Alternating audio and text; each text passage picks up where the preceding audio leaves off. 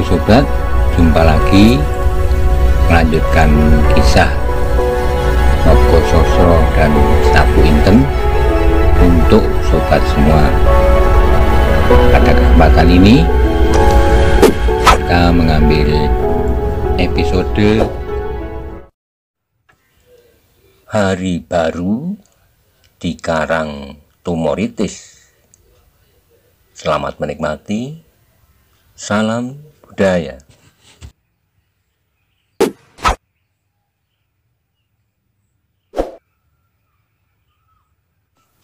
Pada episode terdahulu dikisahkan bahwa setelah Maiso Jenar dan Roro Wilis menumpahkan hati masing-masing, kemudian mereka saling berdiam diri.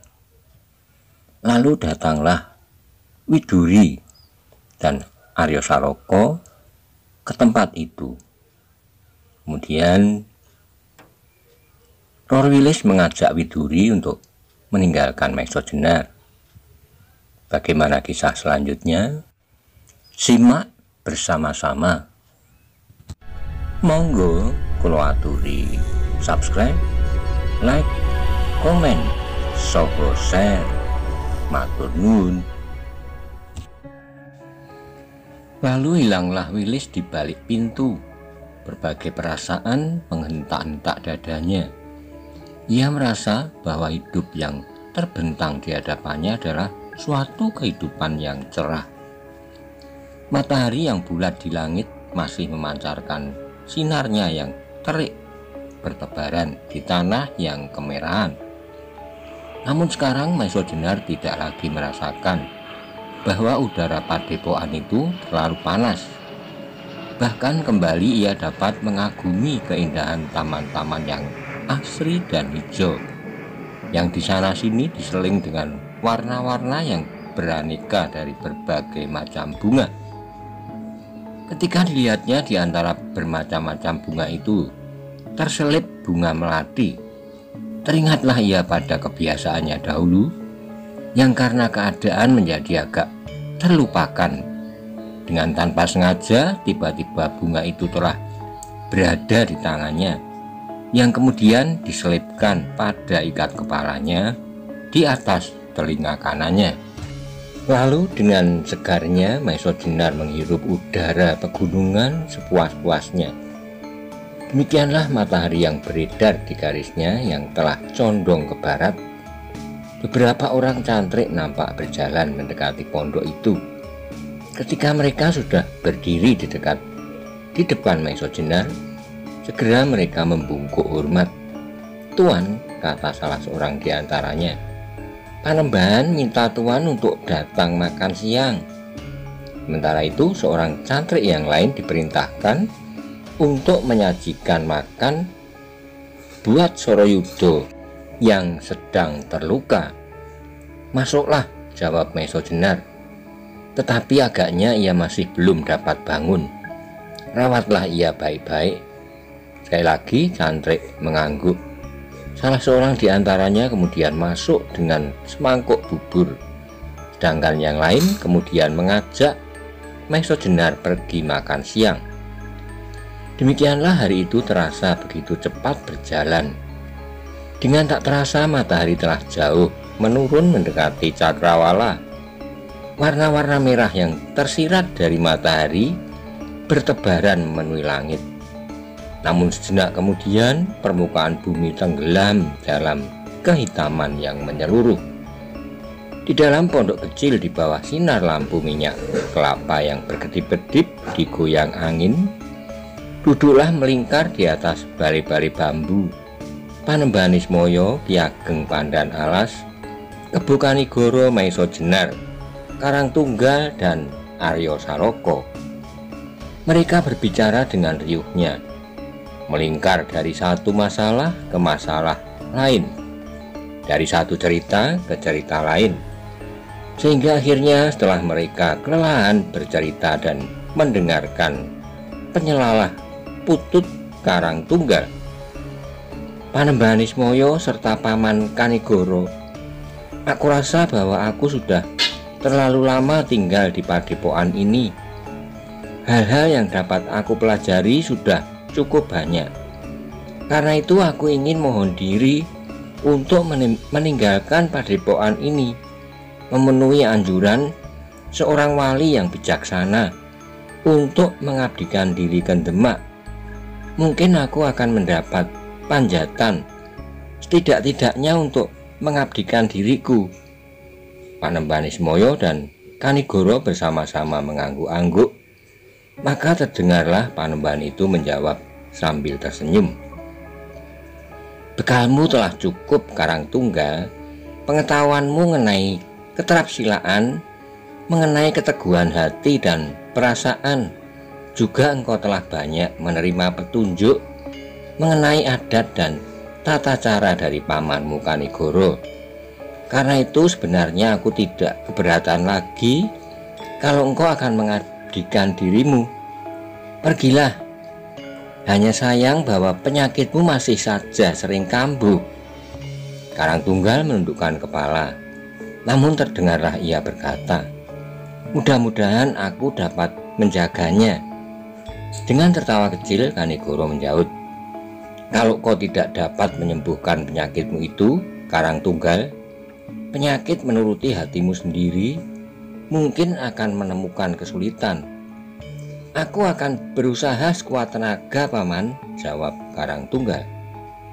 Mudah-mudahan aku selalu mendapat tuntunan Allah yang Maha Agung. Demikianlah pada malam itu seluruh isi padepokan Karangtumoritis berkumpul bersama-sama untuk melepaskan Karangtunggal pada keesokan harinya, pergi meninggalkan pendukuhan itu untuk kembali ke Pengging dan seterusnya ke pusat kerajaan Demak. Tidak lupa putut Karangtunggal yang nama sebenarnya adalah Karebet dan sering juga dipanggil Joko Tingkir. Maka Kanigoro menuntun Arya Saloka untuk melakukan pekerjaan-pekerjaan yang biasa dilakukan Karangtunggal, meladeni keperluan-keperluan Panembahan Ismoyo dalam pekerjaan sehari-hari. Sebagai seorang panembahan, mengatur pekerjaan para cantrik baik di dalam maupun di luar padepokan. Ki Ageng Pandanalas masih tetap tinggal di padepokan untuk menunggui muridnya yang sedang sakit. Namun semakin hari nampaklah bahwa luka-luka Sorayuda menjadi semakin baik berkat perawatan yang seksama dari Panembahan Ismoyo. Sejalan dengan itu, dengan perkembangan kesehatan Sorayuda, Maiso Jenar pun bertambah gelisah. Sikapnya menjadi bertambah kaku terhadap Ki Ageng Pandanalas. Ada sesuatu yang tersimpan di dalam dadanya. Namun agak sulit baginya untuk menyampaikan kepada orang tua itu. Meskipun ia insaf bahwa apabila Sorayuda telah sembuh, meskipun belum pulih benar, pastilah Ki Ageng Pandanalas akan meninggalkan padepokan itu. Hal itu akhirnya terjadi juga. Pada suatu hari Ki Ageng Pandanalas menyatakan bahwa kini Sorayuda telah sehat. Ia telah mampu untuk menempuh perjalanan pulang ke Gunung Kidul bersama Ki Ageng. Bahkan karena perawatan yang baik, maka Sorayuda kini telah benar-benar hampir pulih kembali. Dalam keadaan yang demikian, Maiso Jenar tidak dapat menunda-nunda lagi.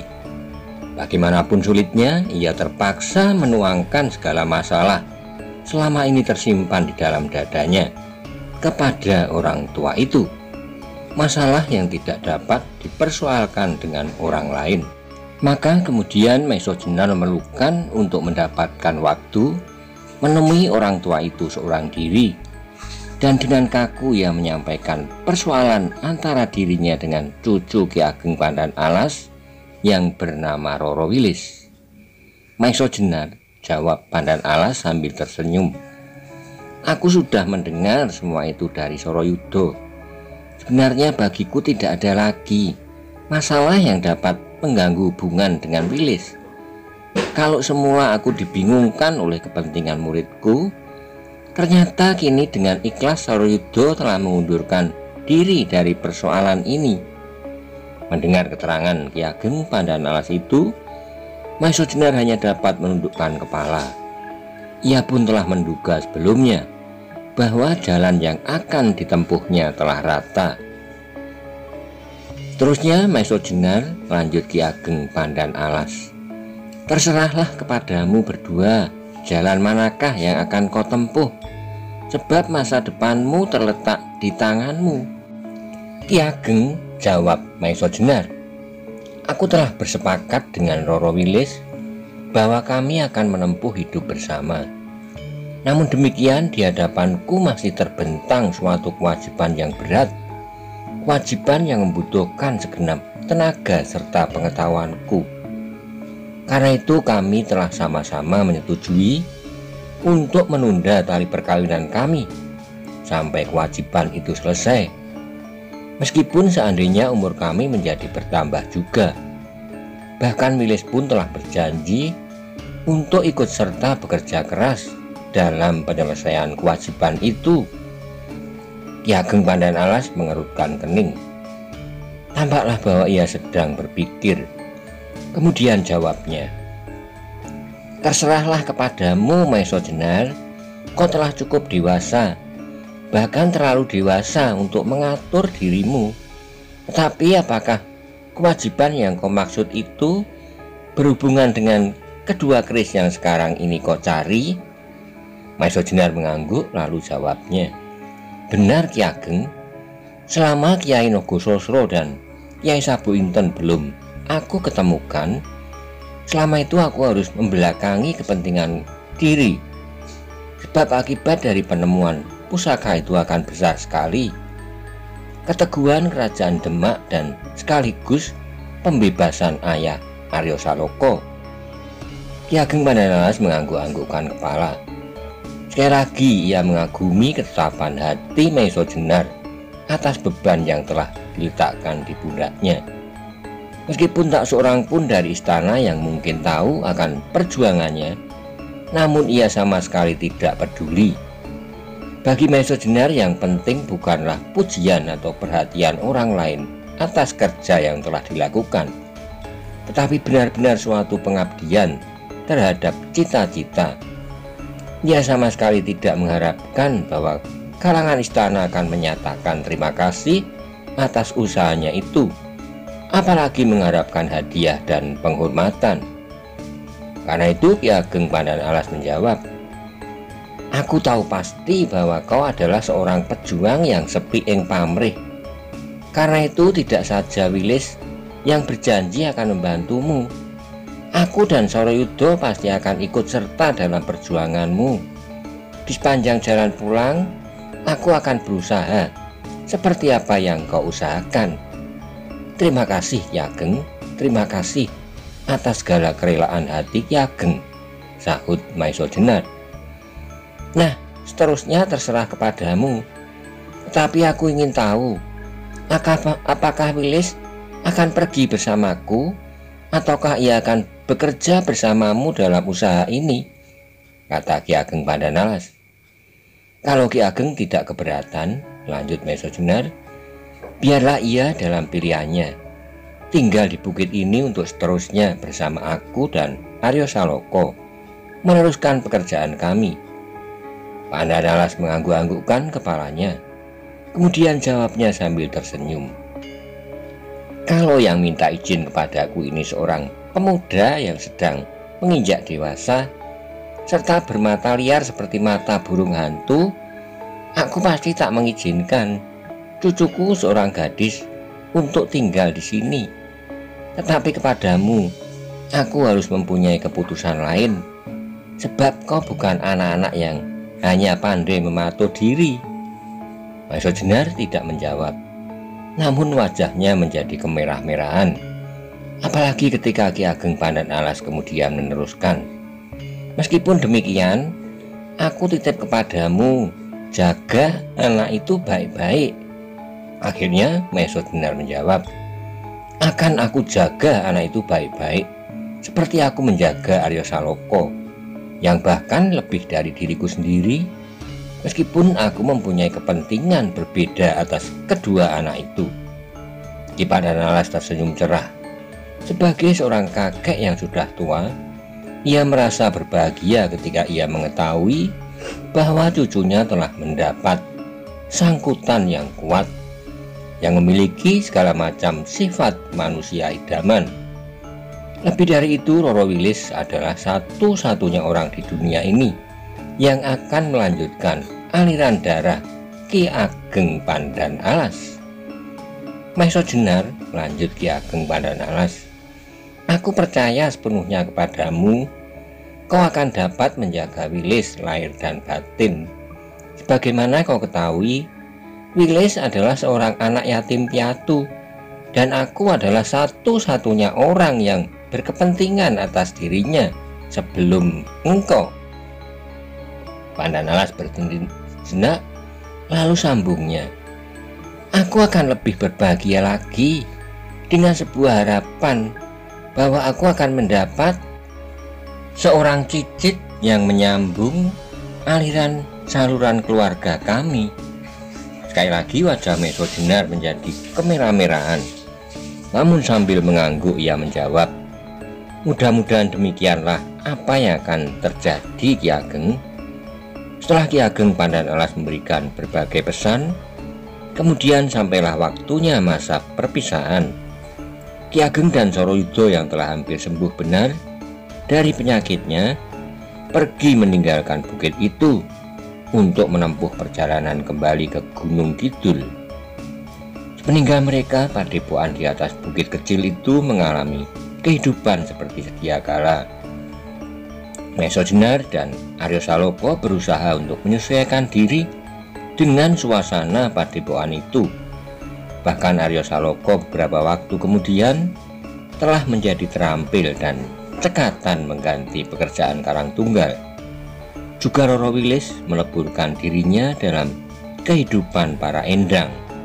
Meskipun dalam saat-saat tertentu mereka memisahkan diri untuk memperdalam ilmu kanuragan. Dalam waktu-waktu luang, Aryo Saloka masih selalu berlatih keras di bawah asuhan gurunya. Sekarang ia sama sekali tidak pernah berpikir bahwa dalam sejarah perkembangan ilmunya ia pernah mengalami sisipan seorang guru lain. Sebab Maiso Jenar ternyata memiliki ilmu yang jauh lebih dahsyat daripada yang diduga semula. Ia sama sekali tidak tahu bahwa di dalam gua itu juga gurunya menemukan inti dari segenap ilmu yang dipelajari sebelumnya. Demikian pula agaknya Roro Wilis ketika ia melihat Maiso Jenar dengan lincahnya menyambar dan membebaskan dirinya dari tangan Joko Soko dan Janda Simorodro. Ia menjadi agak keheran-heranan. Bahkan waktu itu ia merasa agak aneh. Kalau saja waktu itu dapat melihat dengan jelas dan orang yang membebaskannya itu tidak menyebut dirinya Maiso Jenar, murid Ki Ageng Pengging Sepuh, mungkin ia akan menyangkanya orang lain. Tapi sekarang ia justru menjadi yakin kalau orang itu benar-benar Maiso Jenar setelah ia melihat perkembangan ilmunya yang luar biasa. Tetapi yang sama sekali tak mereka duga adalah keadaan seorang gadis kecil yang bernama Widuri. Gadis yang nampaknya hanya dapat berlari-lari, tertawa, dan kalau mencubit sakitnya bukan main. Namun ternyata bahwa gadis itu adalah seorang gadis yang luar biasa pula, seperti saudara sepupunya Karebet. Hal ini ternyata pada suatu malam yang cerah ketika Aryo Saloka dengan tekunnya sedang melatih diri di bawah pengawasan gurunya. Tiba-tiba datanglah Kanigoro bersama anak gadisnya, dan dengan tidak terduga pula Kanigoro berkata, Aryo, aku bawa kawan baik bagimu daripada engkau berlatih seorang diri atau terus-menerus dengan gurumu. Dengan demikian kau akan dapat melakukan berbagai macam percobaan dan penemuan-penemuan dari macam-macam pengalaman yang kau miliki dengan kesegaran baru. Bukankah begitu, Maiso Jenar?